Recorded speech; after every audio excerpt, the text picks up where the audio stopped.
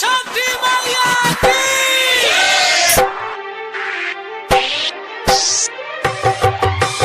DJ Sonu Kushwaha, DJ Sonu Kushwaha. Mix by Welcome Recording Studio Bishanpura बाजार,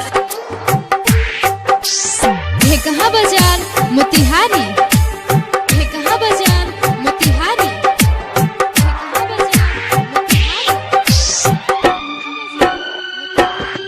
तनी जा जा पवन देव तू चली जा, तनी जा जा पवन देव तू चली जा, तनी जा के अदित मल से कही हो, तनी जा जा पवन देव तू चली जा, कही हो भोर भइल उगी दीनानाथ, कही हो भोर भइल उगी दीनानाथ, तू जगा के खबरिया दे आई हो, तनी जा जा पवन देव तू चली जा, तनी जा जा पवन देव तू चली जा।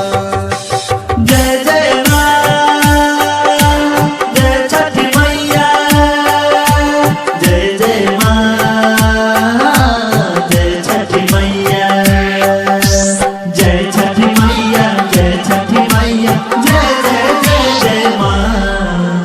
DJ Sonu Kushwaha, DJ Sonu Kushwaha. ढेकहा बाजार मोतिहारी, ढेकहा बाजार मोतिहारी। कोई हो कि जल बीचे खड़ा बाड़ी तिवई, कबही से भोर भइल बोले लगल चिड़ई। जय जय माँ, जय छठी माँ, जय जय माँ, जय छठी माँ। कोई हो कि जल बीचे खड़ा बाड़ी तिवई, कबही से भोर भइल बोले लगल चिड़ई, कबही से भोर भइल बोले लगल चिड़ई, कही हो सब दुख तिवैया के, कही हो सब दुख तिवैया के, ठीक से उनका के समझई हो, तनी जा जा पवन देव तू चली जा। DJ Sonu Kushwaha, DJ Sonu Kushwaha. Mix by Welcome Recording Studio Bishanpura बाजार, ढेकहा बाजार मोतिहारी, ढेकहा बाजार मोतिहारी, ढेकहा बाजार मोतिहारी।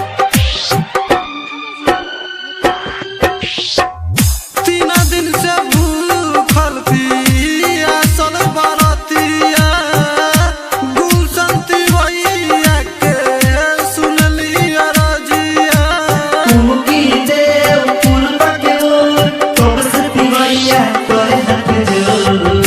तीन दिन से भूखल पियासल बरतिया, बजरंगी तिवैया के सुनली अरजिया, प्रियंका तिवैया के सुनली अरजिया, आस तारा के सवर लगवले बारे, आस तारा के सवर लगवले बारे, आके दरसन जल्दी देखा जई हो, तनी जा जा पवन देव तू चली जा।